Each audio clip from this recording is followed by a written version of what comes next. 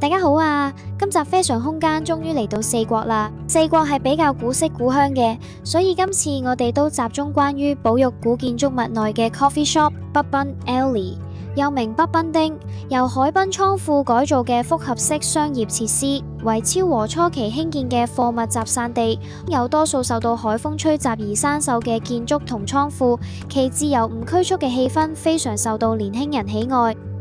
喺呢度可以品嘗到道地法國風味料理嘅餐廳，法式鹹餅及法式餅乾最出名嘅咖啡廳，有各式特色商品嘅雜貨店，可以感受工藝品、古道具及古書等古色風情嘅圖書咖啡廳及進口兒童服飾精品店等。另外，亦都有畫廊、美髮院、建築師事務所及辦公大樓。喺碼頭邊吹住海風，好舒服咁發掘下呢一帶嘅小店鋪，令我諗起北京嘅798藝術區、深圳福田 OCT Loft。今次介紹位於倉庫面海2樓嘅 Yumi， 係身為設計師嘅店主用心設計出嚟休閒舒適嘅咖啡廳。店內各式舒適且帶設計感嘅桌椅，可以自己嘅喜好任意挑選坐低。